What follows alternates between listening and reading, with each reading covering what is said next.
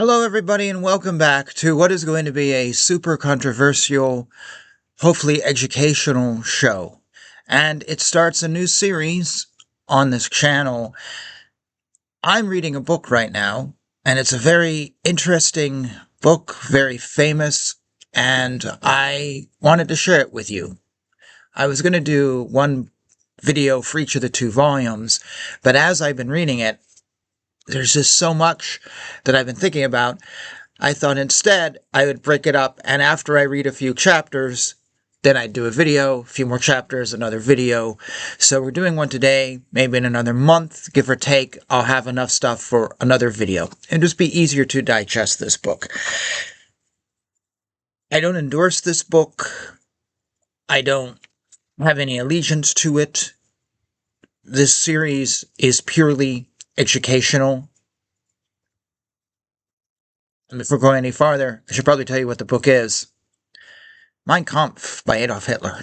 That's right. I'm reading this 600, nearly 700-page tome. And we're going to talk about it. And we're going to find out what it says. Because it's quoted so much in the news, it seems. And it's such a popular book by MAGA, who all worship it, or something. This in the Bible, I guess. I wanted to find out what it said.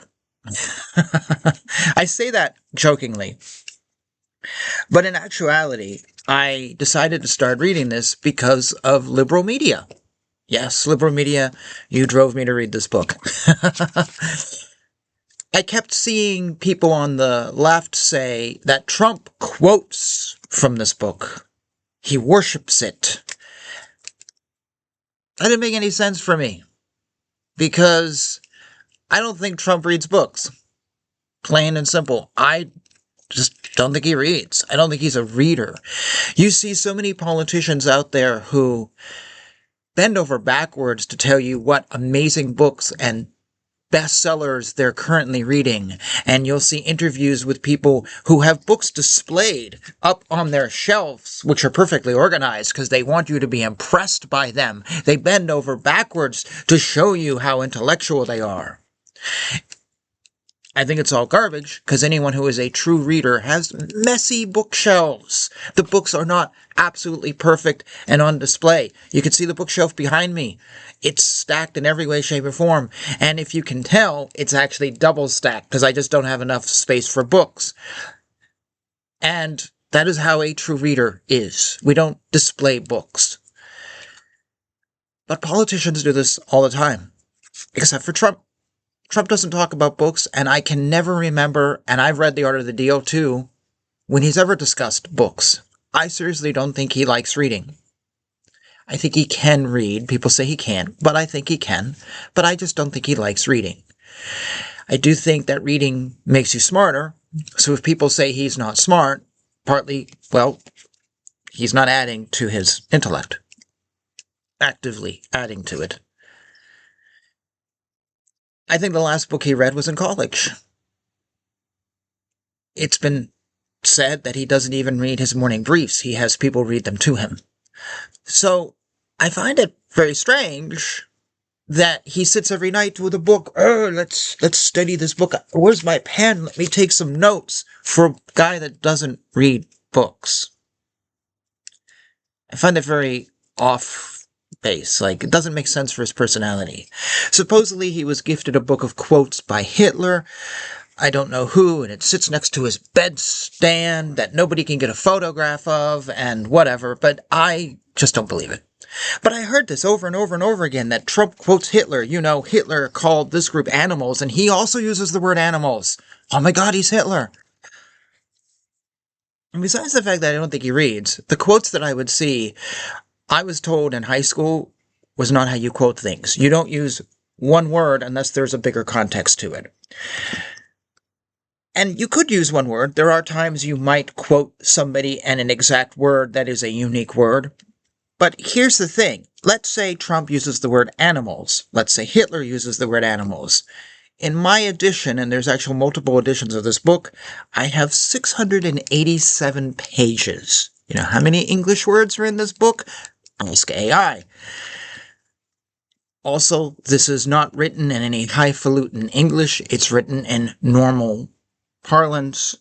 So the chances of Trump and Hitler using the same word, or Trump using the word that he finds in an English translation of Hitler, isn't actually that uncommon. I'm sure we can find most politicians are quoting from Hitler if we start using one-word quotes or two-word quotes, or say, well, here's a little sentence and here's a little paragraph they think alike. Again, it's 686 pages, and this is just one part in a person's career. That doesn't mean he's Hitler. And I start thinking about this and going, okay, I want to find out for myself. I want to find out for myself about this book. So thank you, liberal media, for pushing me to read this book and finding out if you lie or not. Or how much is a lie. Also, I should thank you because I wasn't going to, well, I never planned to vote for Trump, and I wasn't a Trump supporter in 2026, but you dumped on him so much, I moved more right. So thank you for helping Trump. Anyways, so we're going to read Mein Kampf, or I'm going to read Mein Kampf, and I'm going to share with you things that I find of interest in this book. It's random thoughts. There's no big overarching goal here. A few little pieces I want to say before I delve into the writing of this. So I've heard people say that this is hate speech and that we shouldn't study it. Well, I'm going to be honest with you. Absolutely, we should study it. There's nothing in this world we should not study. That's how we learn and that's how we grow. If it is hate speech, aren't we all adults in the room? Or are there any children here? And if they're children, you shouldn't be watching this video. Or maybe you should be if you want to find out stuff when you're young. I remember when I was in the 3rd grade, I picked up a book on Hitler from the library and I found it fascinating. 3rd grade? 4th grade. No, it was actually 3rd grade. And my teacher was like, are you really reading that? Yes, and I was. And I found it very fascinating. So maybe there's kids that should be reading this. But if you are a 50-year-old kid and you can't deal with this because it's hate speech, I just feel sorry for you. We should be investigating things, particularly things we think are bad. We should be investigating to find out, what do they say? If they're our enemy, we should learn more about our enemy. If they support us, we should learn how they support us. If people use it in arguments all the time, let's find out what this thing is being thrown around in an argument. Do you know what I mean? So I highly encourage educating yourself and reading stuff, even if what you're going into you don't like. So if this is hate speech, well, not all 687 pages is, but if it is, great. And so we should stop learning about it then. We should cut it off. Oh, whatever. Panic. I don't believe that in the least. Now, there is a criticism I've seen that says this book isn't reflective of what he did as the head of the Fourth Reich. Was it the Fourth Reich? Yeah.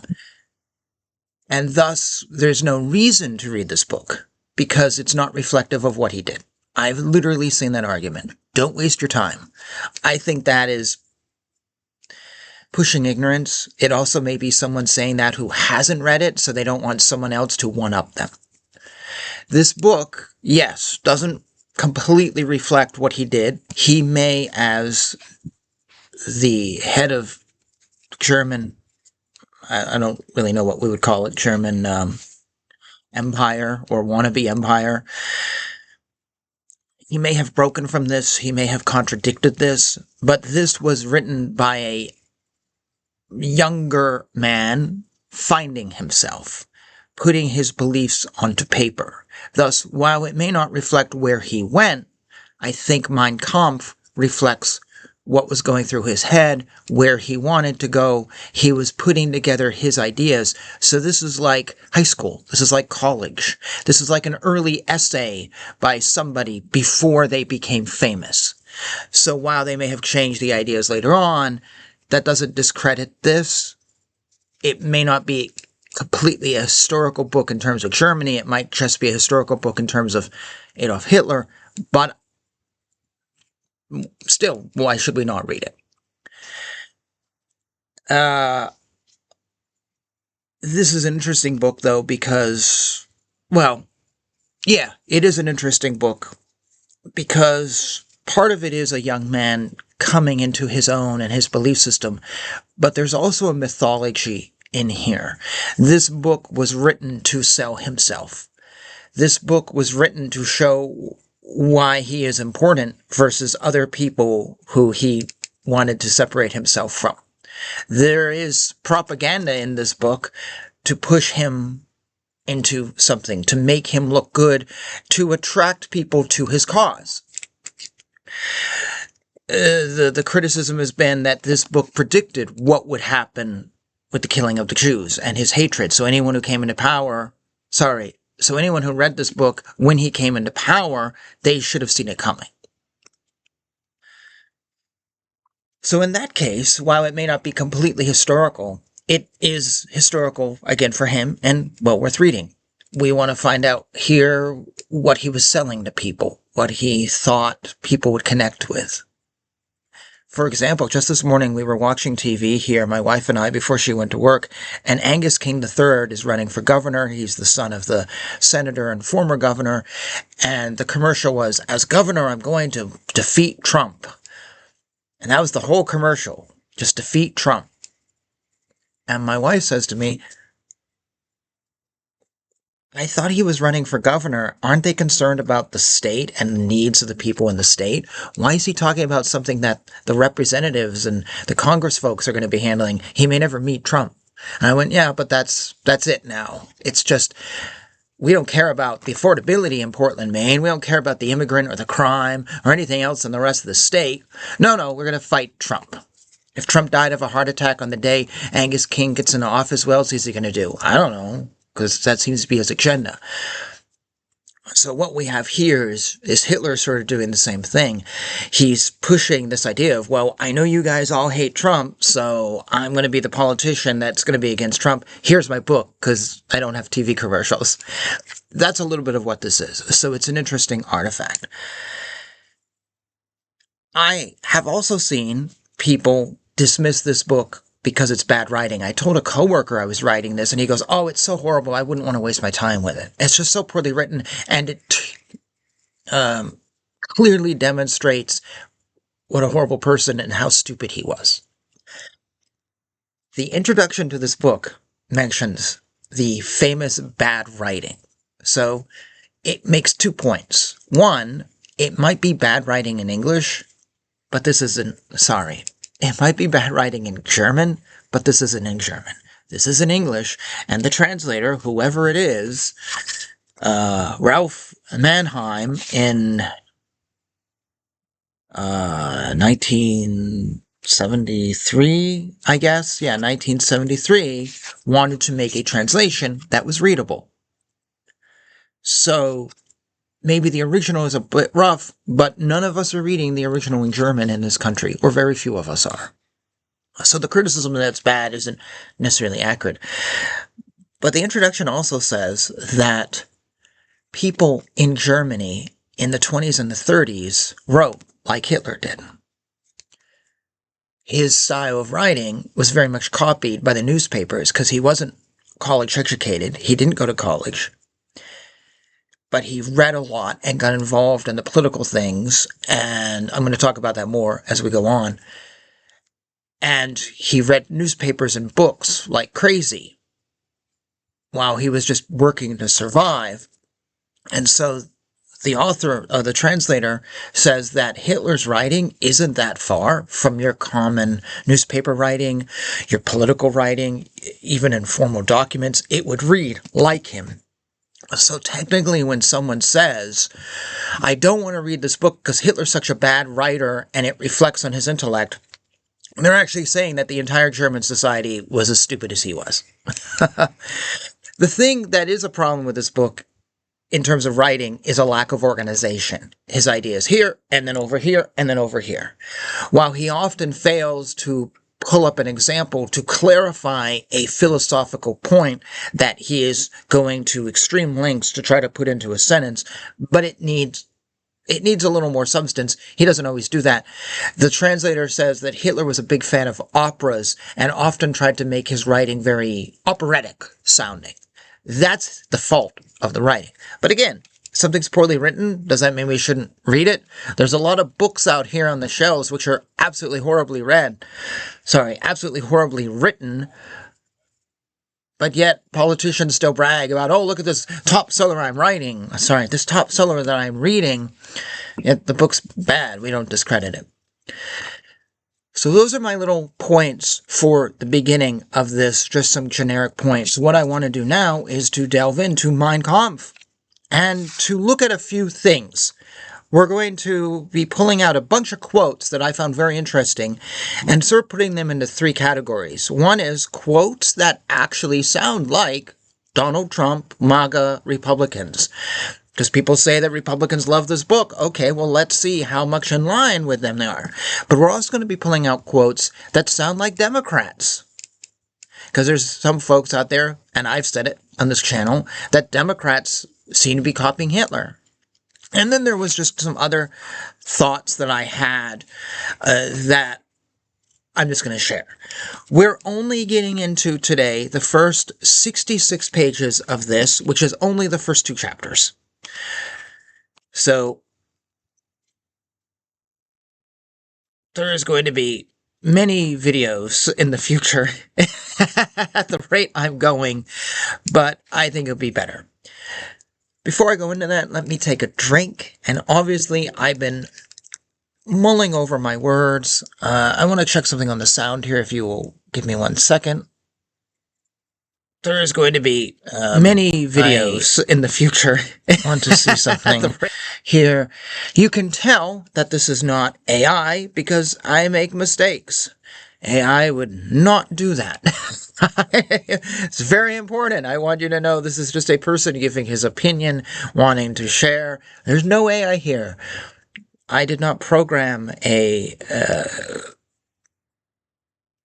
computer to do this talk. I actually care about what I'm bringing to you. Hang on 1 second. I'm just going to... Mistakes. All right. Sound is fine.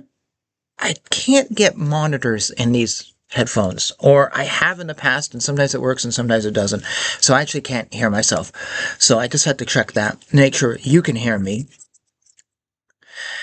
Okay. Give me a drink, then we'll dive into Mein Kampf.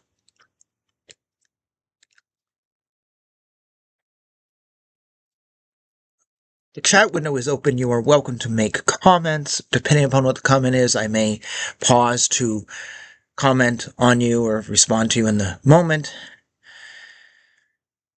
So, we're just going to do this pretty randomly. There's no real order to my notes here, but we're going to start with page 11. And again, this is stuff that I just found interesting. I may have missed some stuff, whatever, but stuff that I thought was interesting. So on page 11, okay, there is talk by him about the soul of Germany. He's really invested in the German culture and the German people. Right immediately, page 1, chapter 1, book 1, Germany. That's his thing. Here's a quote. Only a handful of Germans in the Reich had the slightest conception of the eternal and merciless struggle for the German language, German schools, and German way of life. Only today, when the same deplorable misery is forced on many millions of Germans from the Reich, who under foreign rule dream of their common fatherland and strive, amid their longing, at least to preserve their holy right to their mother tongue, do wider circles understand what it means to be forced to fight for one's nationality. It's very much nationalistic. And when I read this, you know what I thought of? Donald Trump and the Republican Party. That feels very nationalistic to me. When I refer to the parties, I'm generally referring, just to be clear, to as the parties are here in the middle of 2026. Not 30 years ago, not 50 years ago, not even under Reagan. We're talking now. I will blend MAGA and Republicans into one group, even though that group is very diverse. I tend to refer to the left in terms of the woke progressives. So if you're in the middle, or if you're a leftist with some more conservative views, I'm not really talking about you. I clarify that just to be clear. So when I say the right or the left, I'm not just talking about MAGA. I'm trying to incorporate a lot of people. This could include Christians. Not everyone, though, but I'm trying to incorporate a lot of people. When I talk about the left, I feel like we all kind of think of the woke progressive movement, which seems to be dominating the political discourse. I'm not talking about that guy in the center who voted for Kamala and Trump and whatever. You know what I mean? Just to be clear. So when I read this about nationalism, I thought of the Republicans, because right now, I feel that the Republican Party is fighting for the soul of this country. We have an immigrant situation or crisis, depending upon your point of view. We have communities that are changing due to the immigrant influence. We have Sharia law courts now in Texas. We have Somalian communities wherever, Minnesota, for example. You can go to upstate New York, or not even upstate, just areas of New York where it's Jewish enclaves. You could even go farther with this and say we have segregation of black and white, like Harlem. There is very much a sense of what it means to be an American. Traditionally, we were a melting pot. Are we anymore? Doesn't seem like that. If you go to Florida, are you more likely to hear Spanish or English? If you go to California, are you more likely to hear Spanish or English? Is white becoming a minority? Are people born in America becoming a minority? This is a list of things, and there is more on this list, that are concerns by people generally on the right. They are concerned about a changing of American culture, traditions, our communities, not being diverse ethnically, but just moving from one ethnicity to a completely other one that doesn't speak English and doesn't care about American values. There's a movement on the right against people like Ilhan Omar they find as anti-American. There's a criticism where people say they're turning us into a new Somalia. They're wanting to make us Muslim. You know what I'm saying. I'm listing all these things, these generic talking points, but I think we've all seen them. These are all, for me, forms of this nationalist identity, which can trace itself to W and 9/11. But I feel like there is definitely on the right this movement to save America, to save American culture, to save English, to save our communities, I hate to say this on some level, but the side that I tend to support does want to move back to maybe an earlier time. And I think that's stupid. Actually, this is where I digress from the right, because I don't want to bring us back to the 1950s. I love the 50s, but there was problems with it. I don't want to bring us back to the 40s or the 90s. I want us to be where we are, and we've learned the problems of the past, and we move forward. I don't want to return, because when you return, you realize that those points you return to, they weren't as good as you think they were. They have lots of issues. So I don't want us to return. I want us to grow and be who we are and move forward. But a lot of people want us to sort of move forward, but by not moving forward, you know what I'm meaning. So when I saw this sentence in there from Hitler, immediately I was thinking, well, the left is right. Hitler and the Republicans have something that they relate to, nationalism. And I don't see this on the left. I see very little nationalism. Nationalism on the left means getting rid of Trump and turning us into a socialist country. So when I saw that, I was like, okay, well, 1 point for Trump. Actually, I should get another piece of paper here. Well, how about you keep track? You can keep some notes if you want. But that was sort of a point for Trump, where when the media says Trump is copying this, I can see it immediately in the first chapter. Now let's go on, though, to page 24. So we're going from 11 over here to 24. There was a really interesting quote. Let's see.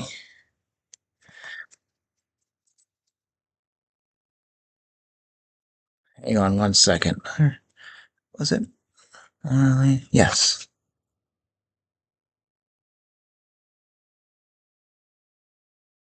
Oh, here it is. Where should I start this quote?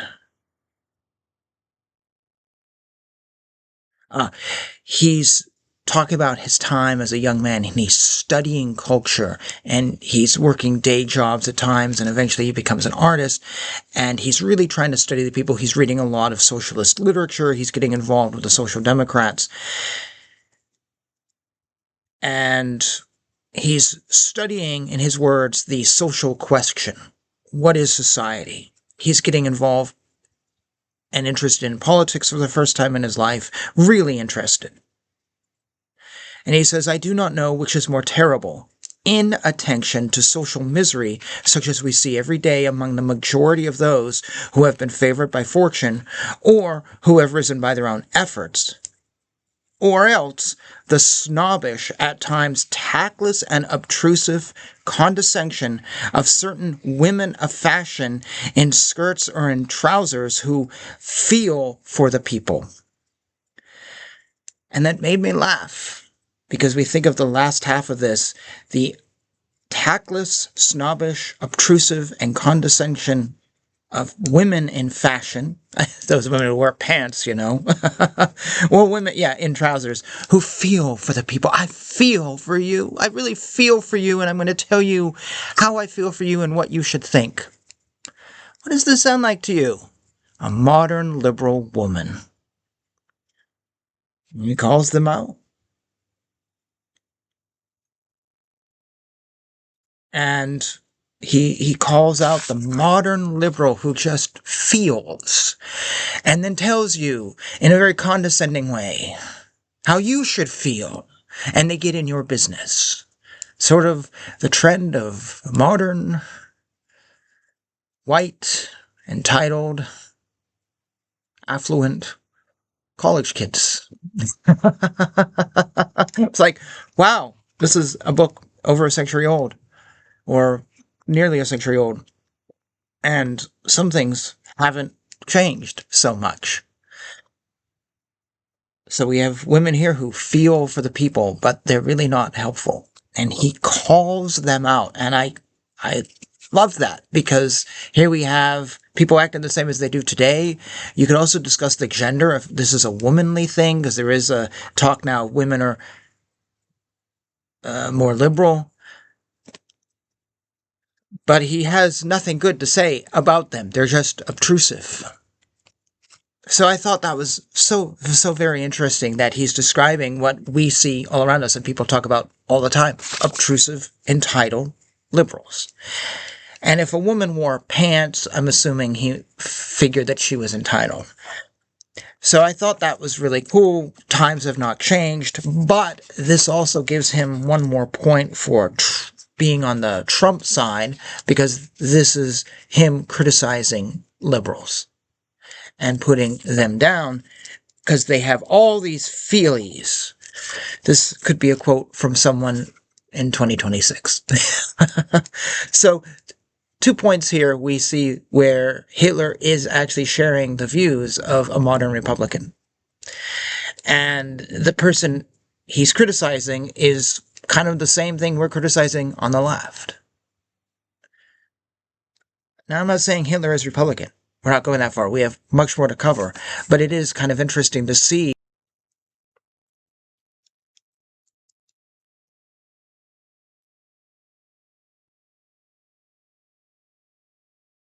So my apologies. My stream just cut out for absolutely no reason. It says it's healthy, and it just bailed. So, let's make sure I'm still streaming online. I am very sorry about that. I didn't touch the computer or anything. Maybe it's the boogeyman doesn't want me to do the show. Hang on one second. Let me make sure we're still live. Otherwise, I'm going to have to do some pre-recording. Yeah, okay, you're still with me. I don't know what happened there. My apologies. So let's keep going through this book. So we're going to turn to page 30. The reason I'm giving you page numbers is so at least you can verify where I'm going. I'm just not making stuff up. Let's see. He talks about... My notes are not really that good. My apologies. Here it is. He says that during his struggle for existence in Vienna, it had become clear to him that social activity must never and on no account be directed towards philanthropic flim-flam, but rather towards the elimination of the basic deficiencies of the organization of our economic and cultural life that must, or in all events can, lead to the degeneration of the individual. End quote. Thank you for the comment. Let me know that it froze for 5 seconds. It seemed like an eternity on my side. The stream literally just stopped on my side. I don't know what happened. So he criticizes the waste of money into parts of society that are directed towards his, quote, philanthropic flim-flam. He really believes that philanthropic things aren't bad, social groups aren't bad, but they need to do their job. They need to eliminate the deficiencies of our economic and cultural life that are leading to, quote, the degeneration of the individual. So there's numerous things here. One is that the individual is being degenerated by economic causes. Poor people are more likely to commit crimes. A cultural life is also leading to degeneracy. What would he say when rock and roll was created? And we can fix that. We can fix the individual. We can fix the economy. To quote Reagan, it'll be a trickle-down effect. If we make our culture better, it'll make the people better. He's very much about that. So this also ties into nationalism, because it's not just making people better, but making them more German. It's making them strong in the German culture and language and tradition. This is a big point of his. Now you can argue, is that true? Does culture create degeneracy, or is someone naturally that way, or is it their family, or you could be poor and still lift yourself up? That's another debate that we'd be here for days going back and forth on. But he has come to the conclusion that the economics and the culture create degeneracy, and that society is in a state of degeneracy. Here we are a century later, and we still say that. I think both sides would say that, though, quite honestly. We're going to make this a point for both sides, because the left likes to point out how all MAGA are cultists, brainwashed, stupid, marry their cousins, read the Bible, and barely literate. Most MAGA can't read. The left likes to say that the right likes to say that the left is brainwashed cultists who are stupid, etc., etc. So I think both sides are calling out degeneracy, but as I said earlier, it's interesting how we've gone a century, yet we're still calling out degeneracy. So has society really changed? And this is Germany pre-World War II, and he's calling out degeneracy that many of us still believe exists. How we fix the solution, again, it's a debate of what you think. But I found that very interesting. The other part here that's very interesting is his criticism of just wasting money into philanthropic flim-flam, into things that make you look good. Look, I just did this. Aren't you impressed by me? I'm reminded of DOGE, when Elon Musk started cutting all this money, and we saw how much philanthropic flim-flam was out there. That was it really benefiting anybody? Was it really? Or was it a tax write-off? So here's a point there for the Trump side. Definitely, when DOGE was happening, we all supported it. I think everyone felt that was a good thing in essence. It may have had its issues and it may have bailed, but I thought getting rid of the waste was really good. Tulsi Gabbard said this in her campaign for president. Stop funding foreign wars or foreign whatever it was. It was a horrible motto that basically should have been rephrased because nobody got it until you sat in and listened to her for a while. Basically, the money we spend on that foreign regime, stop funding foreign regimes. The money we spend on that foreign regime could be put into our education program in America. So if we stop funding them, we will have more money. It's exactly what DOGE did. Her motto was just messed up. She said it backwards and it just went over everybody's head. But that's what she campaigned on. The same thing. Philanthropic flim-flam. Now, I'm not saying Tulsi Gabbard is Hitler and whatever. And again, the left may say that there's economic flim-flam happening by right-wingers who aren't putting the money into the right places. We need to be putting money into Chinese LGBT comic books or whatever it is, yak farms, whatever. I'm watching an episode of The Sopranos right now where we're rewatching the whole series. And the other night we had an episode where Meadow Soprano, her dean, has come to Tony and Carmela asking for $50,000 for a new building. And it's a fascinating debate because Tony's like, no, I gotta do it. And he goes, here's $5,000. And Carmela is like, no, we need to do this because the dean says it's really good for our daughter's education. And I thought this was a fascinating debate, having worked in a fundraising college, in the fundraising department of college. As I said, this is an AI, so many mistakes today. I thought this was so interesting because they're going to build this new building. How is that actually going to help Meadow? She may never go into the building. She may never access any of the programs. She may never know anyone or deal with anyone or have any professors who are in this building. So you're going to put down $50,000 for a multi-million-dollar building. Does it really help her education? Not necessarily. We had a big fundraising thing at the college I worked at where we were creating this new addition and it was going to help the education. And I'm like, no, you're putting in lawn chairs. People who want to study aren't waiting for that lawn chair to show up after a century of the school being open. Yeah, so it's that philanthropic flim-flam. What are we really doing? So that's a very interesting thing. Again, I'm not saying anyone is or is not Hitler. I'm just saying there is similarities as we go through a list. We're going to be getting to the other side in a second. I'm actually just going in order of page. So next we're going to turn to page. Same page. What is this quote?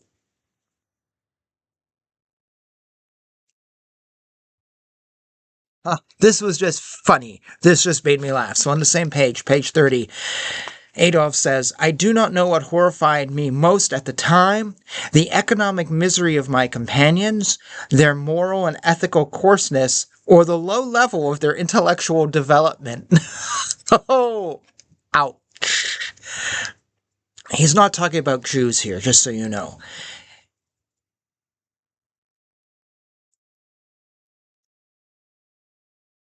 He's talking about the bourgeoisie that he hung out about. He talked about the Social Democrats. He was getting heavily involved in the Social Democrats, though he hated them.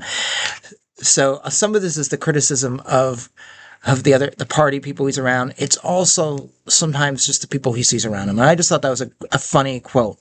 Which is worse, the economics they're in, their coarseness, their lack of morality, or their lack of intelligence? Honestly, this sounds like it could come out of liberals. Don't they say that the right is all these things? The right doesn't care about economics. They have no morals. They're not ethical. Look, the president's a pedo. They're all stupid. So, anyways, just like that quote. I don't know who we could give that one to. I'm sure the right the right calls out the left on that side. And there's a comment here as I continue to go through my notes on cronyism and connections and favors, and that's absolutely a thing. Absolutely a thing. So I want to pause here and mention Hitler's pro and anti-union stance. So again, I'm just pulling out quotes that I liked over the first 2 chapters of Mein Kampf. And really at the end of the day and at the end of the book, we can see if the media is right. Are the right-wingers all Hitler wannabes, or is the left or whatever? We can find out, and you can determine on your own. I'm just pulling out things that to me reflected what I feel is going on around me. And yes, this comment actually that just came up puts into words what I just said a little bit clearer, because I'm thinking on my feet. The quote, they argue for morality, yet seem clueless as to what objective morality is. And that's absolutely right. Absolutely right. I agree with that. Anyways, I want to talk about unions here for a second, because one thing I found throughout this is that he is pro-union, which would clearly put him more, I think, in the Democrat camp than the Republican camp. He's definitely pro-union. He likes unions in these first 2 chapters. He thinks they're very good for the workers to get them out of, as we already said, the economic and cultural life that is leading to their degeneracy. He thinks that the unions will improve the working system. So he's very much about this. But he's actually anti-union when they become political machines. He's very adamant about being against them when they are abusing the system, when they are just abusing the workers, and particularly when they work against the workers. I don't have the quote right here, but at one point he talks about how at the end of the day, the union doesn't even care about the workers.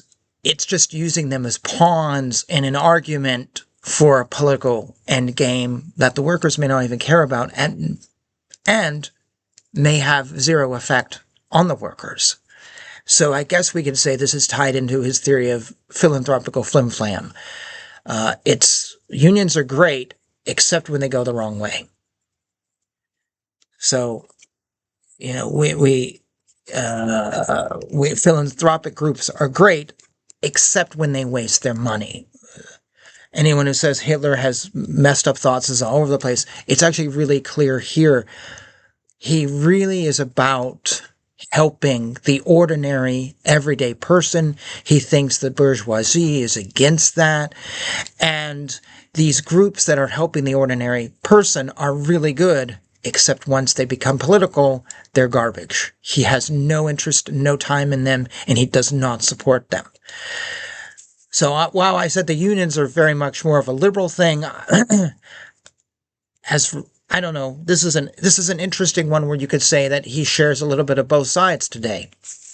But I found that very interesting, how he's not all the way completely union and sort of ignores the other stuff. He's very clear about they're good here and they're good here, but they're bad here. And when they're bad here, I don't support it. I'm done. And I really thought that was astute. And I know it may sound horrible to say, hey, Hitler had a good point, but remember, this is a man that achieved a higher position than anybody else most of us will never hit, created a war, took over how many countries, or involved how much. I mean, 0 college education, and he really made high achievements.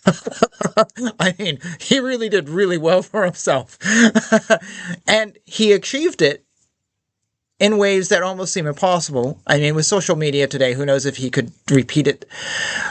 But he might not have had all his screws in loose, but he certainly did something right in order to get to that point. Much like Stalin, absolute beast of a man, but yet he did some things right in order to take over. He kind of knew what he was doing on some level. So we can dismiss Hitler as this garbage man, and he is pure evil. He was horrible, but there were some things that he says, and it's kind of weird to now be saying, well, yeah, he's kind of right here, and when he calls out this stuff, that's right, and I really appreciate the fact that he's willing to change his views. So I'm going to give up on my support of unions if they go against this. I don't hear that a lot today. that's a criticism of both sides, and everybody is like, well, you support your party no matter what, you support your person no matter what, your idea, even if it's proven wrong. And this willingness to go, okay, I back up, isn't actually as common as I think we would like it to be, or not in political talk circles. But yes, it's very weird to say that, but Hitler is a horrible guy, and to quote this comment, Swami Prabhupada called him bad karma, and he is the essence of bad karma. He is beyond bad karma. But every so often, even bad karma has something of value we can take from it. So let's keep going. Where am I? Oh, my notes are a train wreck. I apologize for this. Here we go. Page 40. And I'm only doing the first 60 pages here. You can see why I didn't want to wait till I was done the whole volume. We'd have a 5-hour video. Can't talk that long. Let's see. This is a really interesting one. This was going to be more a push for the right.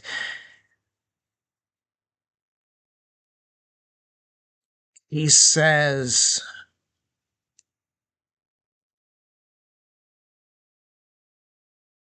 where's the start of this? His sentence is really long. For what a difference between the glittering phrases about freedom, beauty, and dignity in the theoretical literature, the delusive welter of words seemingly expressing the most profound and laborious wisdom, the lonesome humanitarian morality, all this written with the incredible gall that comes with prophetic certainty, and the brutal daily press. Here we go. Shunning no villainy, employing every means of slander, lying with a virtuosity that would bend iron beams, all in the name of this gospel of a new humanity. He's calling out the other side again. He particularly is here calling out the social democrats. He has no time for them at all. He thinks they're the end of society, but he's calling them out and their literature as lying to create a new humanity. What do we do today? We call out the woke as that. We call out the media for lying, and with a virtuosity that would bend iron beams, all with a prophetic certainty to create a new society. So it's very interesting. He's, again, calling out the same side that here on the right we call out on the left. Then a little bit farther, he said something I found very kind of shocking when I read it, but he doesn't elaborate on the sentence at all. It's just part of his questionable writing where he has a million ideas, kind of like me sometimes. He says, only a fool can behold the work of this villainous poisoner and still condemn the victim. How often have we seen in modern society the victims condemned and we hold up the bad person?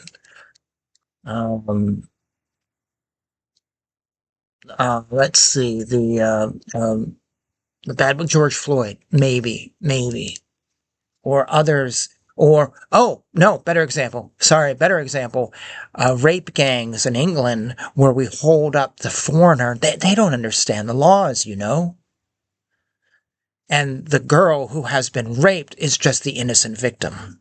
And he calls that out. It's very, very interesting. I just saw that sentence, and we call out the villainous poisoner, and we still condemn the victim. So society has not changed so much.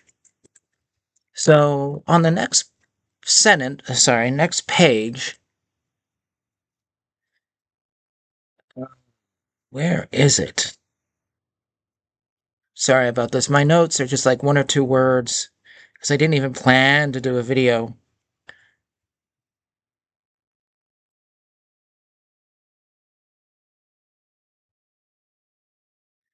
Oh, come on here.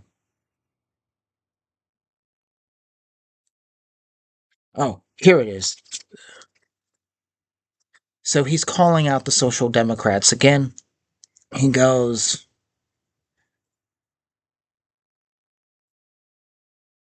they fear and... sorry, we're going to back up even more. This is fascinating. He's calling out the social democrats and the liberal media. He's calling out the media, which for me, I've already gone into the conclusion feels like when we call out the liberal media. He says, the game begins again and is repeated over and over until the fear of the mad dog results in suggestive paralysis. For me, this feels like someone going on TikTok going, I couldn't go to work today because Trump. It just made me depressed, so I had to sit in my room for 2 hours. You're in this sense of paralysis over a mad dog that may not exist. And then he continues to go, since the social democrats best know the value of force from their own experience, they most violently attack those in whose nature they detect any of this substance which is so rare. Conversely, they praise every weakling on the opposing side, sometimes cautiously, sometimes loudly, depending on the real or supposed quality of the intelligence. So the social democrats praise the weaklings and then attack those who will come against them. They fear, quote, they fear an impotent, spineless genius less than a forceful nature of moderate intelligence. Which could really be a description of Trump. Trump is not the smartest man on the block. I think we can all confess that. He's not a genius, but he's definitely a forceful nature of moderate intelligence. And they fear him. And they fear him more than far smarter people who are in government but are spineless. Hitler goes on to say, but with the greatest enthusiasm, they commend weaklings in both mind and force. They know how to create the illusion that this is the only way of preserving the peace, and at the same time, stealthily but steadily, they conquer one position after another, sometimes by silent blackmail, sometimes by actual theft, at moments when the general attention is directed towards other matters, and either does not want to be disturbed or considers the matters too small to stir about, thus again irritating the vicious antagonist. So here we have a description of how Social Democrats are taking over, which sounds a lot like what happens now. Or you could call either side. This is how either side works today. They sometimes take stuff, they blackmail, it's under the tables, they redirect our attention. He's calling basically out the modern social game, for lack of a better word. I mean, this is so much of how I believe our political parties work. It's not we go to the polls and vote. No, it's not. I would recommend Orrin Hatch's memoir, Square Peg, which he wrote. The book's probably 30 years old now, and he calls out how government works. And I read that book, and it blew my mind. I think it's one of the best political memoirs ever written, and everyone's shocked when I say Orrin Hatch, but it's an amazing book, and I believe that nobody in government reads each other's books, because if they did, he would have been removed, because he basically says nothing happens with elections. It's all a good old boys club in Congress. I scratch your back, you scratch mine. You will come to me and ask me to sign off on something if I do something for you. And he goes, I have signed off on so many things which actually countered my proposition only so I could pass my proposition so I could then go back and brag about it. Because if I couldn't pass it, I had nothing to brag about. So he really tears down how government doesn't happen in these Cory Booker or whoever is talking on TV and these press conferences and whatever. It happens behind the scenes. Subtle blackmail. And sometimes by just taking stuff. And Hitler calls this out. And it's really interesting because, of course, down the road, we know how he would gain power was not by being Mr. Nice Guy. But it's definitely interesting at this point in time that we see him with a little bit of clarity before he becomes obsessed and becomes this horrible, horrible person. This book, I believe, was dictated while he was in prison or something like that. I forget right now. And he's definitely seeing some issues, and those issues still exist, and we're still calling them out. So it's very interesting. I found this very, very interesting. And I think maybe this is why some people don't want you to read this book, because you will find things you agree with. Yeah, he's bad karma, but at the same time, he's making some good points. which is interesting. So we're going to do another quote here from page 49. This was a really great one. Again, he's calling out the social Democrats, and he said, and the bourgeois. He says less and less attention was paid to defending the real needs of the working class. And finally, political expediency made it seem undesirable to relieve the social or cultural miseries of the broad masses at all. For otherwise, there was a risk that these masses, satisfied in their desires, could no longer be used forever as docile shock troops. So the real needs of the working class don't matter. We're just going to keep you complacent just long enough and just enough so we can use you as shock troops in some big class struggle. That's what he calls out. And I hate to say it, I've called this same thing out in my shows.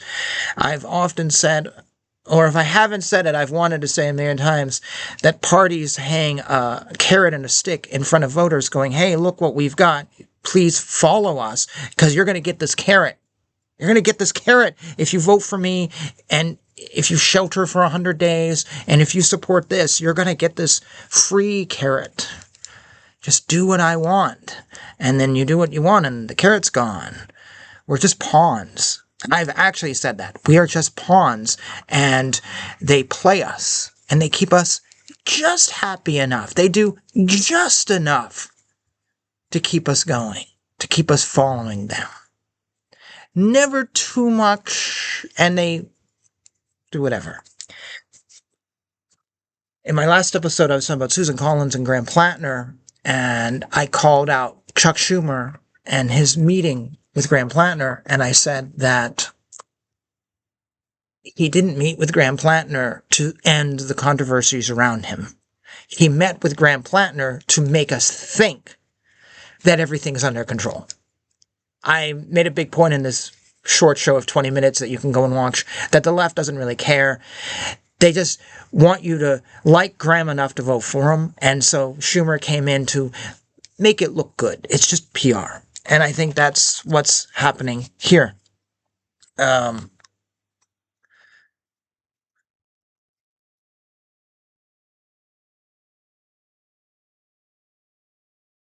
So, yeah, I really think that politicians use the working class. I don't think they care. The left has been criticized for forgetting about the middle class. They don't need them anymore. They're all about virtue signaling now because that seems to be how they get votes. Again, it's very astute by this young art student politician. I can't really disagree with this. I've sort of lost count. I was keeping count of which side is more Democrat, some of his comments, and which side is Republican. I've sort of lost that because, like, this is a criticism of both sides. It's very interesting to me what he says. Some of these things are very, very interesting, and I can see if you're not well grounded in your own politics, or maybe not a mature person or a child in a big body, you could certainly be picking up this book and going, oh yes, this guy's smart. I have a friend who got into Jewish hate a couple years ago, got himself booted on Facebook for it. It got to be pretty bad. Like, he was praising Hitler and, oh, why didn't he finish the job? And it all started by just reading a little bit, and he just got into this world of Jewish conspiracy thought, which I absolutely do not agree with. I've called this out. I'm not even going to listen to the arguments. And then it just blossomed. But he wasn't really well grounded, and he wasn't a very intelligent person. He just was easily swayed. So I can actually see how reading a book like this might sway you. I think many of you reading this might agree with some of what Hitler's saying, and you might be embarrassed by saying, well, I agree with this guy he's right. The working class is screwed over. We waste money. We do all this stuff. It's kind of interesting. But let's move on now to the other side of the poll. So you can't see my notes, but I actually have them listed in two columns. I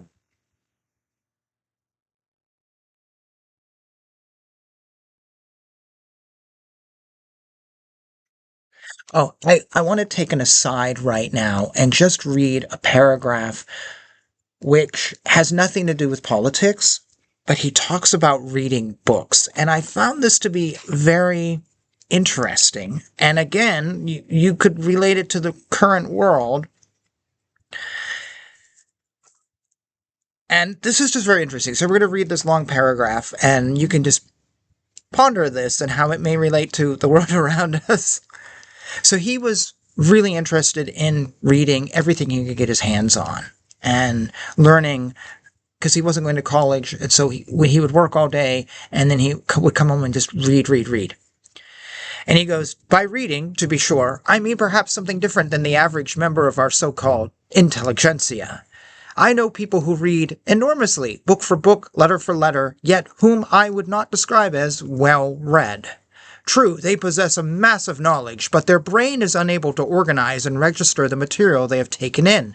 They lack the art of sifting what is valuable for them in a book from that which is without value, of retaining the one forever, and if possible, not even seeing the rest, but in any case not dragging it around with them as useless ballast. For reading is no end in itself, but a means to an end. It should primarily help to fill the framework constituted by every man's talents and abilities. In addition, it should provide the tools and building materials which the individual needs for life's work, regardless whether this consists in a private struggle for sustenance or the satisfaction of a high calling. Secondly, it should transmit a general world view. In both cases, however, it is essential that the content of what one reads at any time should not be transmitted to the memory in the sequence of the book or books, but like the stone of a mosaic should fit into the general world picture in its proper place, and thus help to form this picture in the mind of the reader. Otherwise, there arises a confused muddle of memorized facts, which not only are worthless, but also make their unfortunate possessor conceited.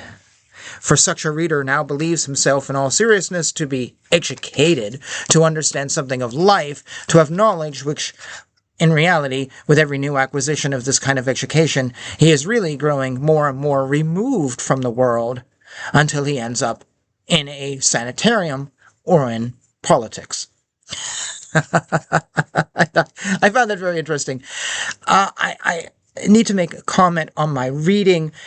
He uses more commas than Jack Kerouac, and his sentences go on, and they do bounce around for ideas. So please excuse my sort of staggered approach to reading. It is not that I cannot read, but I feel if I blast through some of these things, it might be a little hard to sometimes understand.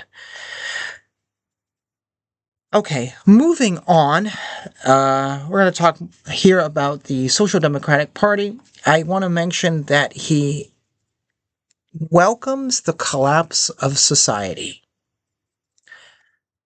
If the collapse of society means an end to the Social Democratic influence.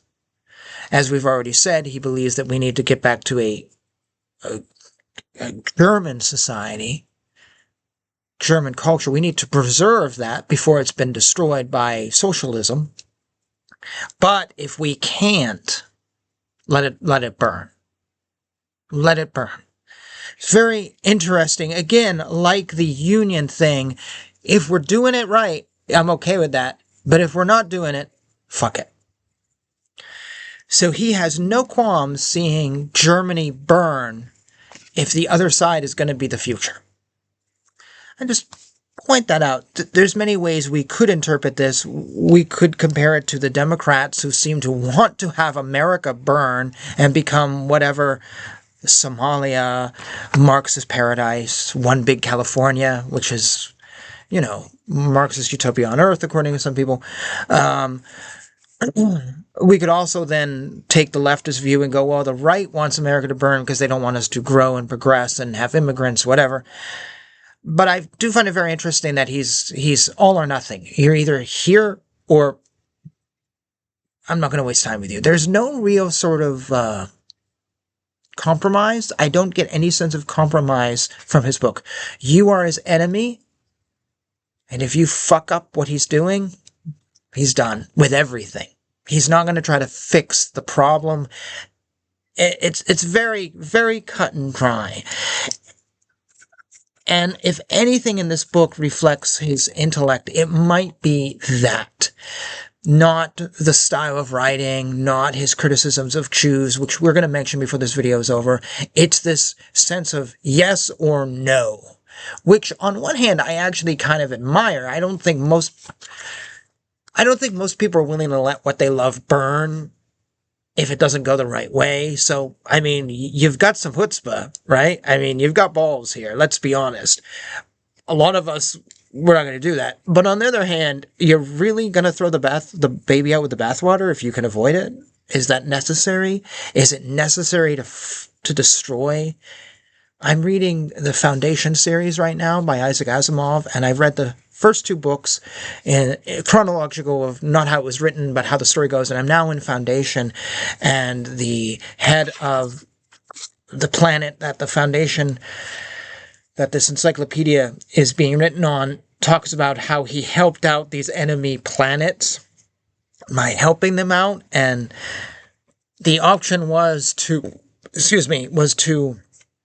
go to war with him, but that would ruin everything. And he goes, yes, maybe at the end of the day, they could turn around their guns, which I've given them, and hurt me, but I'd rather kind of take the easy way. And yes, I'll give them the guns, but it will keep us alive and we may get some stuff out of it versus we all just burn in hell, which is kind of what, yeah.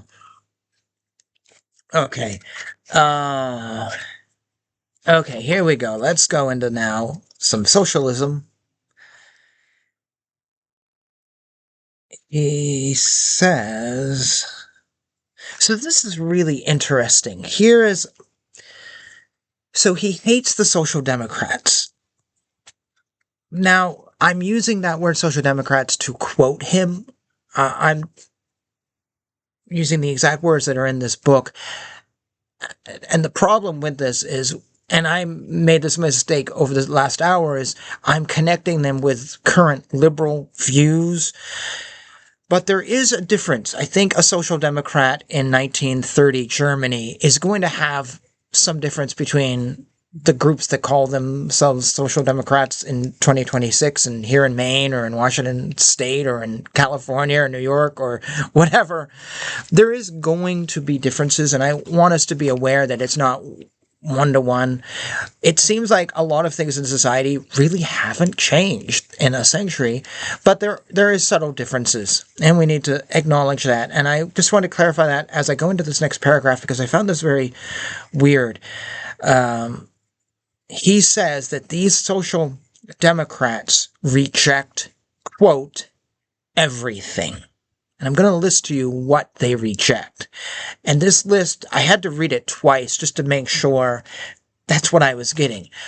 So essentially, they reject everything that he supports. And this is kind of what he supports. So, quote, these men rejected everything. The nation as an invention of the capitalistic classes. How often I was forced to hear this single word. The fatherland as an instrument of the bourgeois for the exploitation of the working class. The authority of law as a means for oppressing the proletariat. The school as an institution for breeding slaves and slave holders. Religion as a means for stultifying the people and making them easier to exploit. Morality as a symptom of stupid, sheep-like patience. There was absolutely nothing which was not drawn through the mud of a terrifying depth. So I don't know if the translation's off or whatever, but basically he's saying they reject the school as an institution for breeding slaves. So if I'm reading this right, he wants the school to be an institution for breeding slaves. And that just seems weird for someone who's also advocating for the working class. So I don't know exactly how to interpret this paragraph, but it was really weird. But it's interesting, the list, though, the things which he's listing, it's like The fatherland as an instrument of the bourgeois for exploitation of the working class. I guess some nationalist idea here is at work. The law as a means for oppressing your average person, the school as an institution for breeding slaves, religion as something to stultify the people and make them easier to exploit, morality simply as something for the stupid. I thought that was a really, really interesting list, which today we often refer to things like this. But again, I couldn't figure out, the Social Democrats reject that, so he wants these things. So it was a little weird here trying to figure out, well, wait a minute, what do you believe now? This is confusing to me. And the next paragraph he goes, and first I tried to keep silent, but at length it became impossible. I began to take a position and oppose them. So he is for all these things, I guess. So certainly I don't think, MAGA is for a school as an institution for breeding slaves. Quite the opposite. They are now quite against that. Religion is not a means for making them stupid. According to many on the right, religion is just filling a hole in your life. So in this sense, if I'm reading this correctly, then Hitler is very much supporting the things that many liberals today would support. So thus, we could say that Hitler is for very many liberal ideas. So when the news criticizes MAGA as, oh, you guys read this book, well, actually, according to this, he supports everything MAGA doesn't support, I guess. I don't know. Like I said, Hitler's not the smartest guy on the block, but he has some good ideas. But it's all over the place. So let's keep going. I mentioned I mentioned the union already. Oh, this was a good one. I think it was. Yes, I sit and read this book in bed at night, and we went out to a marathon, my wife and I, recently, and I was trying to figure out what books to read, and she goes, don't bring this one. I was like, I know that. I got that. I'm not stupid. I'm not going to sit at McDonald's with this book. I don't need to bring up conversations. Where is this? Oh, this is he's criticizing the Social Democrats again. He goes, they were never at a loss for an explanation of a line of behavior which seemed so inexplicable. By screwing the demands higher and higher, they made their possible fulfillment seem so trivial and unimportant that they were able at all times to tell the masses that they were dealing with nothing but a diabolical attempt to weaken, if possible, in fact, to paralyze the offensive power of the working class in the cheapest way. So basically, they were doing what Stalin... He accuses the Social Democrats of sort of doing what Stalin did. There's always an enemy, and the enemy's always attacking you. That was basically Stalinism. There's always we just killed Trotsky, I know, but there's somebody else who's a threat. We always have a threat. There's always a threat, and everything I'm doing is to help the state and to help Mother Russia. If you read the wonderful book We the People by Ayn Rand, which I think is her best book by light years, they talk about this in essence, where there's always someone to hate. There's always a boogeyman. There's always someone attacking us. We are always on the defense. And it changes. There's always an excuse of, well, we have to do this. And the book talks about how this girl had to suddenly share her apartment because we're under attack. It's for your own good. You have to share your apartment with somebody, even though it doesn't seem like that's actually making any change that's positive. So he calls this out. It's actually he calls it a diabolical attempt to weaken the working class. So you have to do what we say. It's for your best interest, but you're actually going to end up weak and not doing so well at the end of the day. But it's for your best interest that you wear 5 masks. It's for your best interest. We only need another 100 days of you sitting at home. I know you're out of work, but it's for your best interest. I know you have $100,000 in college debt for your history of basket weaving in ancient Germany by the LGBTQ population of the time, but it really is for your best interest that you have that debt. Yet again, I hate to say it, but Hitler makes some good points. Let's see, what else does he say here that I thought was very interesting? I should get near the end of my list, just so you know.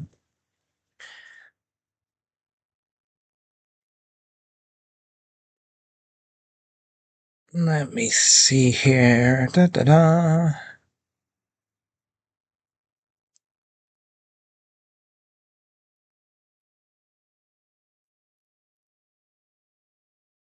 Oh, this was very interesting. He's criticizing the Social Democrats and their, what he calls a storm cloud, a menacing storm cloud on the political horizon that is against the existence of the individual. He says it was one of the most frightful. To be clear, he says the free trade union is a threat because the unions, as we know, they don't put the money in the right thing. They're just political games in this big machine. So he calls these political trade unions, because they're not really about the workers, a storm cloud on the horizon. It was one of the most frightful instruments of terror against the security and independence of the national economy, the solidity of the state, and personal freedom. And chiefly, this was what made the concept of democracy a sordid and ridiculous phrase, and held up the brotherhood to everlasting scorns in the words, "And if our comrade you won't be, we'll bash your head in 1, 2, 3. So if you don't become a social democrat, we're going to hurt you." Which really feels like the left at times. Like, if you don't follow us, we'll burn your city down. We'll picket, we'll protest, we'll destroy you, we'll cancel you. Sounds like what he was criticizing. The irony here is, what did he do when he formed the Nazi Party and whatever? So we can clearly see that he didn't read his own book. But definitely this felt like modern day. We'll cancel you if you don't do what you like. And if you're on our side and you don't do what you like, you're done anyways. The threats, the death threats that we hear coming from the left. I think it's pretty much normal now. If someone says they have death threats, we assume it comes from the left. It's not from the right. I'm not saying the right hasn't had its violence, but as I've said in these shows, the violence right now is different than it was a few years ago. Okay, we are getting near the end of this and moving towards the Jewish question. For any of those who might be interested, I'm not going to avoid it. He calls, before we get there though, he calls social democracy as sort of the end of society and full of hate. It is a doctrine, quote, comprised of egotism and hate, which can lead to victory pursuant to mathematical laws, but in doing so must put an end to humanity. I think many people would see that as the woke progressives today. A group of egotism and hate, and will destroy humanity.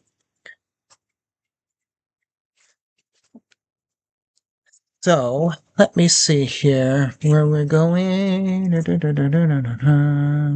Okay. We're now going to go into the Jewish thing. I believe that's where my notes are taking me. Let's see. So, it is actually in volume 1, chapter 2, where he starts to describe why he doesn't like Jews.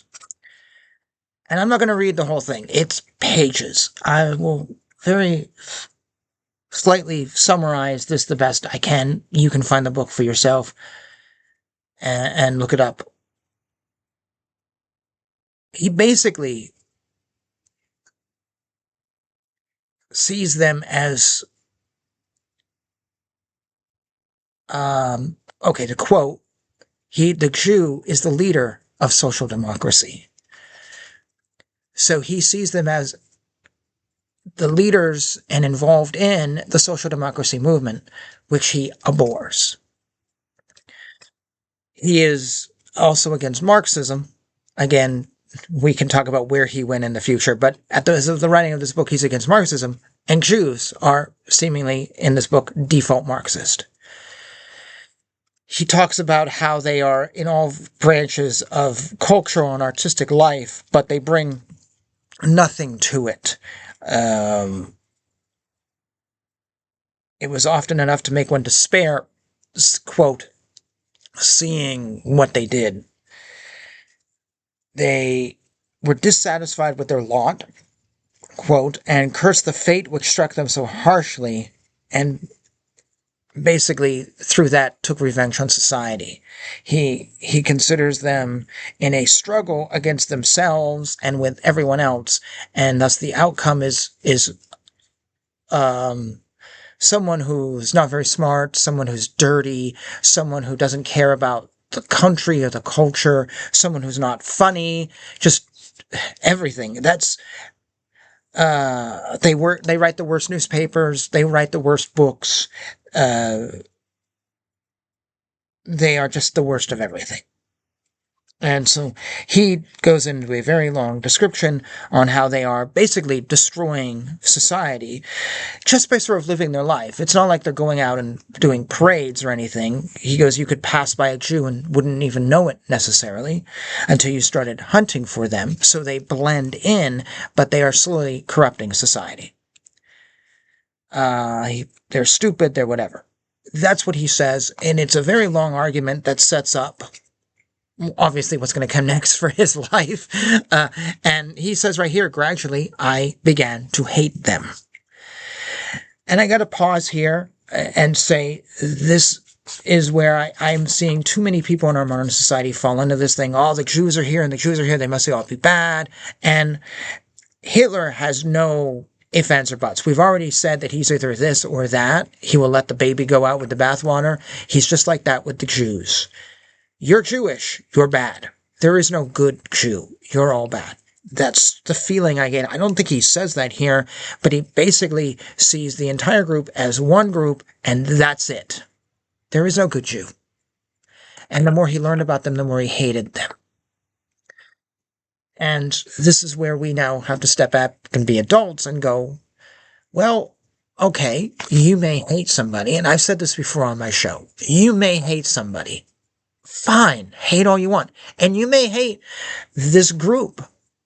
Okay, you have the right to. But a truly intellectual person will step back and go, okay, there may be exceptions to the rule.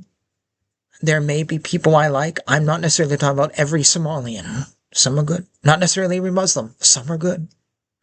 And that's where some of us then go, who are intelligent, and go, okay, I don't like that Somalian who's destroyed my community, but you know what? I have a friend who's an awesome guy. He doesn't do that. And it's interesting who I see don't do this as woke liberals. All Republicans are bad. There is pretty much no exceptions to the rule. All Christians are bad. There's no exceptions to the rule. Now, I see Republicans do it too. All woke people are bad. There's no exceptions to the rule. So I guess we're all like Hitler when we do that. But I think if we're smart, we're going to back up before we make such broad statements. Or if we make such broad statements, I think it's clear that, okay, there is exceptions, and there's no exceptions for him.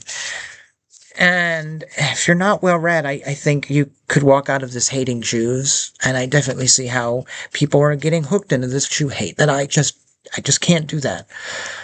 So I wanted to make note. I'm not endorsing anything. Obviously, I said that at the beginning. I'm not endorsing anything. I'm just sharing what his view was. So he hates social democracy. He hates Marxism, and the Marxist and the social democracy people are Jewish, and so it seems like the Jews are destroying society on every single level imaginable. You can't even debate with them, he says, and so they are a threat. And they're a big threat because we have 682 pages, and he's only on the second chapter and already making sure you know the threat. So it's interesting, though. Okay, let me just see this quote I had here. Now, this is an interesting quote describing how Jews act. Again, I'm not endorsing this. I'm simply reading things I find interesting. I want people to know that.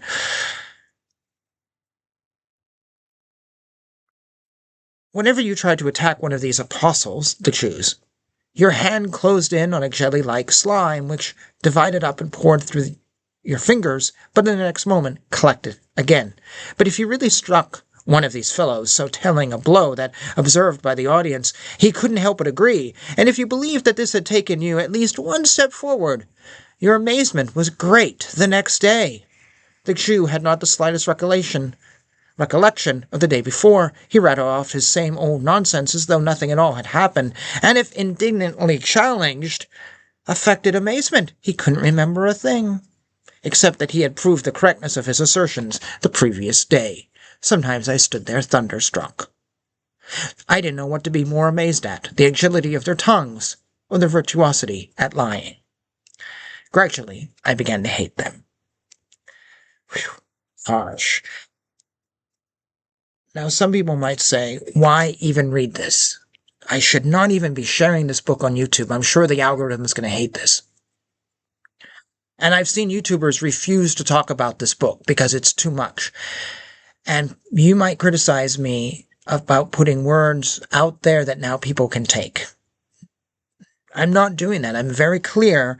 And I was very clear when I first did this show today. I first started, this is for education. We have to study these things if we want to understand them. So if we want to study Jewish hatred, anti-Semitism, then we need to understand the things that feed it. We can't be so afraid that, oh, no, don't read it. Don't talk about it. Don't read it. I do not approve of that. I believe in examining as much as we possibly can. Because otherwise, we're actually just living in a state of ignorance. We learn by delving into these things and discussing these controversial topics. And if you don't want to discuss controversial topics, well, you're probably not watching this show. But it's just like, how boring does that get after a while? I'll tell you, I finished reading last year the Book of Mormon because everyone always talked about it and ranted on it, but I never knew anyone who read it. So I've read it. I will be doing a big episode where I'm going to dissect it because I felt like, if we talk about this, we should learn it. And I've actually been thinking about reading Dianetics because we just talk about this horrible cult so much. I was like, no, I want to read it, and I want to talk about it on this channel. I don't want to avoid subjects because it makes your feelings. I'm not like the woman in pants who we cited earlier who is all about feeling for you. I want us to learn and express. So, yes, I understand it could be dangerous putting these words out there, and someone can go, oh, wait, you know what? I got to read this book. But I believe that the people watching this channel, you guys are intelligent. You're more intelligent than me. On many things, actually. And certainly you're not sitting here in the spur of the moment spewing out words. You sometimes have way better things that are thought out. I'm just going in the moment. So I don't believe any of you will be converted. And as for others, I hope anyone who's reading this and is jumping at it, I hope I inspire you to do your research and not just gobbling anything down and sucking it up, which is what people are afraid of. Do your research. Keep asking questions. I've been saying this since the day one, since I started this channel. Okay, I have two more, two more quotes that I'm going to share, and then that will bring this show to a close. As I said, I've only done the last, this is only 65 pages worth of stuff. Very thought-provoking. I was making notes, not planning on doing a video until I was done with book 1, but you can see how much I already have to share. Hopefully this has been very thought-provoking for you. My voice is hitting me here. It's been a long show. I appreciate anyone who's chimed in. I will be putting chapters on this later, so it makes it easier viewing, because I like videos with chapters. I jump around myself. So I want to quote two things here, which were very interesting things. Let's see, page 65 for both of them. The final page of the chapter. This is very interesting to me. His point of view here. He goes, the Jewish doctrine of Marxism rejects the aristocratic principle of nature and replaces the eternal privilege of power and strength by the mass of numbers and their dead weight. Thus, it denies the value of personality in man, contests the significance of nationality and race, and thereby withdraws from humanity the premise of its existence in culture. As a foundation of the universe, this doctrine would bring about the end of any order intellectually conceivable to man. And as in this greatest of all recognizable organisms, the result of an application of such a law could only be chaos. On Earth, it could only be destruction for the inhabitants of this planet. If, with the help of his Marxist creed, the Jew is victorious over the other peoples of the world, his crown will be the funeral wreath of humanity. And this planet will, as it did thousands of years ago, move through the ether devoid of men. So he believes that Marxism and the Jew will end the individual and society, and there won't be anybody left on this planet. Or, if there are people left, we will be simply numbers and a dead weight.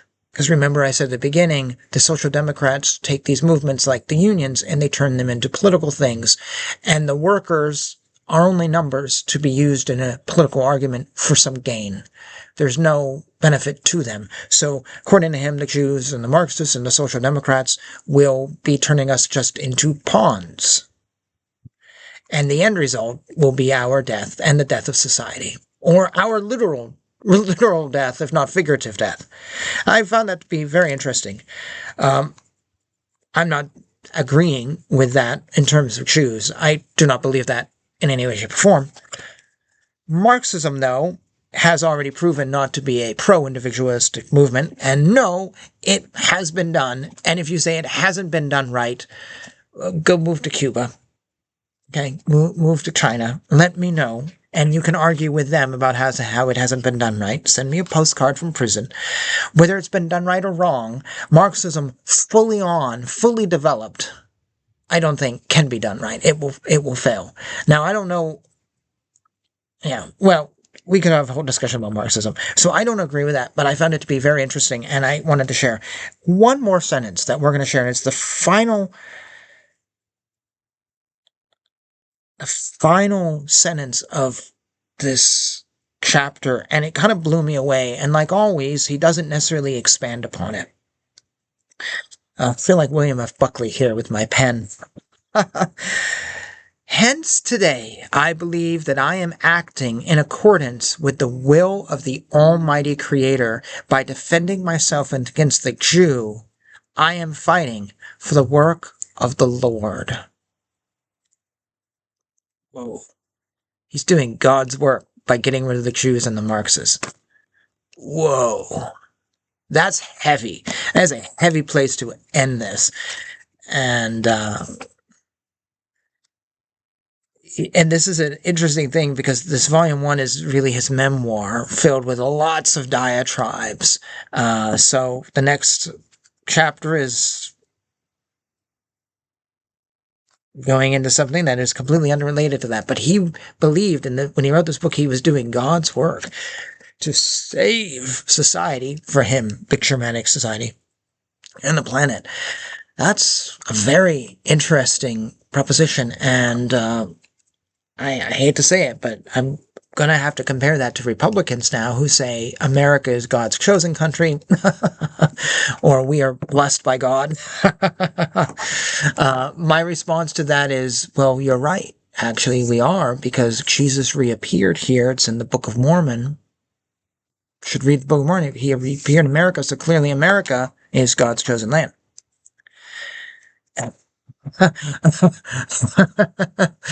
All right. Anyways,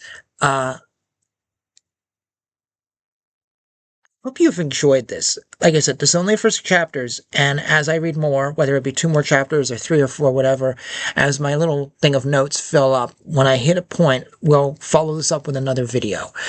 So please subscribe to this channel, because God knows when that video will happen. I read a lot, but I also am reading Keith Morris's memoir, the lead singer of Black Flag and Circle Jerks, Isaac Asimov's Foundation, and then a little throwaway novel. So I rotate through things. I'm not the fastest reader. So please subscribe to this channel if you want more. My goal in reading this book was sort of to see, when we talk about Hitler, is he really like Republicans? Is he really like Democrats? And I don't know if 2 chapters in we can honestly say one way or the other, but certainly I will confess that there was more things I read that felt to me something that could be said by someone on the right. But when you look at who he's saying it to and the things he's against, those are things that the people on the right are against today. Can we then say, oh, MAGA is Hitler, MAGA is Nazi? Can we say that Trump is Hitler? Oh, well, he used the same words, he's saying the same things. I don't think we can do that. And I know maybe you're saying I'm just trying to get out of this, and that's fair if you say that. I think the thing is we're facing the same problems with the same group, and I'm speaking from the right, to be clear, facing the same problems that he was a century ago, because problems seem to have not have gone away. Society hasn't changed as much as we think it has. Maybe we've regressed, maybe it did, and we've gone backwards. We just now have better music.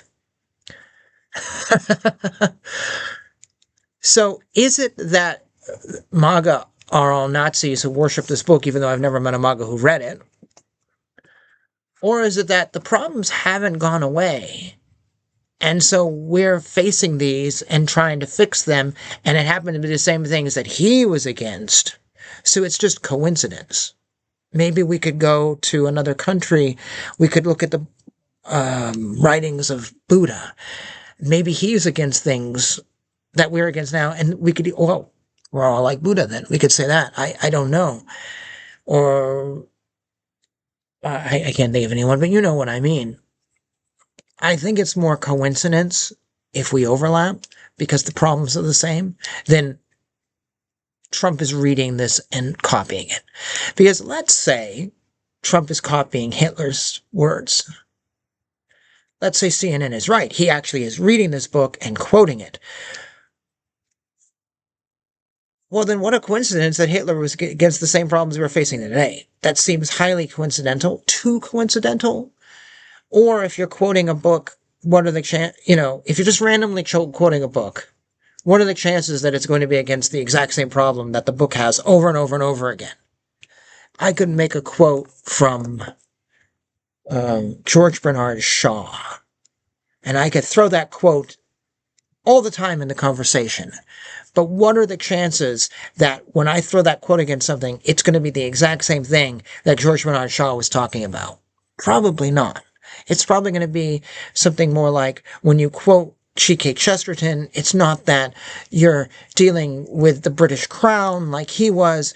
It's that you're dealing with a situation that is much like G.K. Chesterton. So when you quote orthodoxy, the quote still works because it's a timeless truth.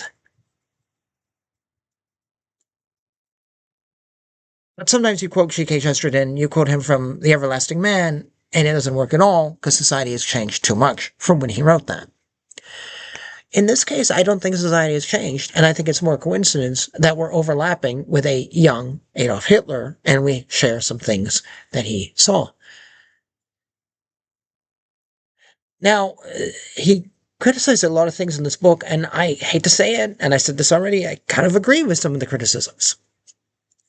I don't agree with all of them, and I believe that the way we differ is the action we take. I'm not a violent person. I don't want to fight anybody. I think he was for violence. I don't hate anyone like he seems to hate. I really don't. So I think we may have similarities, those on the right and with him, but the way we wish to solve those problems are different. So we may both be facing social democracy and Marxism, and that is our shared enemy. He wanted to wipe the people off the face of the earth. He was doing God's work, we discover. I don't think most Republicans, I don't think they really want to do that. I think most Republicans are fine living with someone who's woke. It's just, can you mind your own business? Can we find some compromise? Can you leave me alone when I'm cooking barbecue in my backyard, and just because you're a vegan, can you not make a law that says that he bans me from cooking barbecue? If we can do that, we can live together.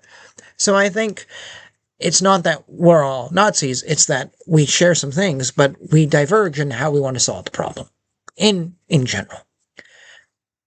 Okay, after reading that, now I want to go to a book of lightweight stuff that is probably more interesting and less political. I envisioned today's show as just being a compare and contrast, but as I got into it, I realized that there was a lot here, and I hope you enjoyed that. So, yeah, I need to take a breath right now. I'm quite honestly, all these ideas are coming at my head, and it's like, whoa, this is so much heavier than I really expected. And everyone says Hitler was so stupid and the book is so poorly read, but I don't think that's really what it is. Poorly writing, yes, but some things here to talk about. So, if you enjoyed this and you want to see more, we will just go right to the book. And if you want to put comments down below, please do. Feel free to write an email to me. If there's things you would like to know more about that maybe I hinted on that I didn't read, or you're curious about something, send me an email. I am happy to do not screenshots. They didn't have screenshots when you wrote this. Show you pages in a book. If there's something that you would like clarification on, I'm totally fine with that. And otherwise, thank you for hanging out with me, and check out my other videos. You never know where we're going. This is an unfiltered society that I'm living in. Just me. And you're my viewers.